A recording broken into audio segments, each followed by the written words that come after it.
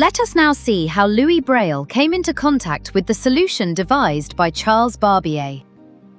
To promote his invention, Barbier made contact with the Institute for the Blind in Paris. The first director, Sébastien Guillet, showed little interest in the proposal. His successor, Alexandre René Pinier, initially gave the impression of being more open, but he lost Barbier's first letter, missed the appointment set with him, and postponed the meeting several times, until finally he assigned an older student the task of getting to know and learn the system and showing it to his fellow pupils. In 1821, the system was officially presented before the Institute's Board of Administration with a public demonstration. A blind pupil was dictated a message, which he wrote using Barbier's slate to incise the raised dots. A second pupil, who had remained in a separate room during the dictation, was then called to read that text, and he did so out loud without making any mistakes. The demonstration proved convincing. It was precisely on that occasion, however, that the limitations of the system also became apparent. Numbers, punctuation, and musical notation were missing, which for many blind students constituted an essential part of their education. To this was added a practical problem. The 12 dots arranged in 2 columns occupied too much space to be comfortably perceived by the fingertip. They could not all be felt together with a single movement of the finger, moving from left to right 1 character at a time. But the finger also had to be moved up and down, and reading ended up being slow and tiring. Nevertheless, the experiment had shown that the idea was very sound.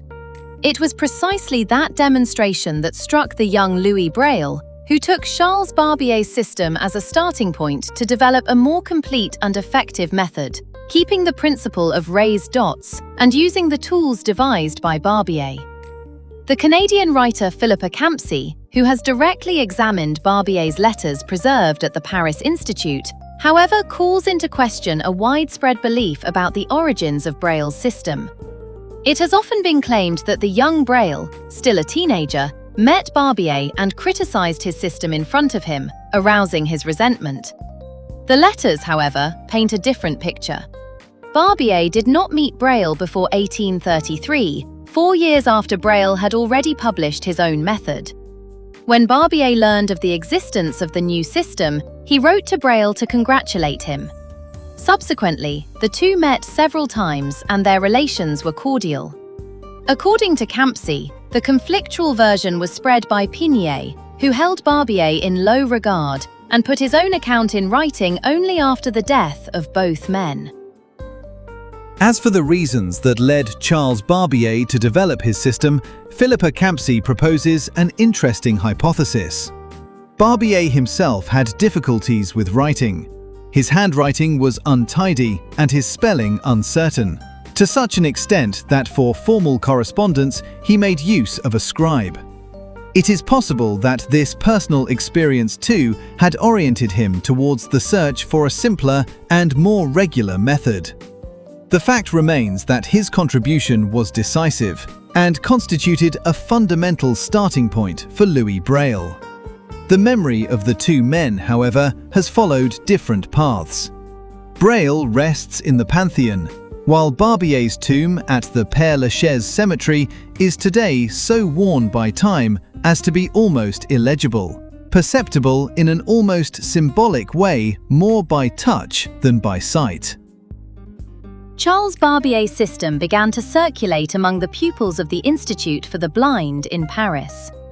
It is said that the 12-year-old Louis Braille, together with his friend Gabriel and other fellow pupils, began exchanging messages using that method and those rulers. A few years later, around the age of 15, working in his free time away from the study of music and the organ, Louis began to modify that system.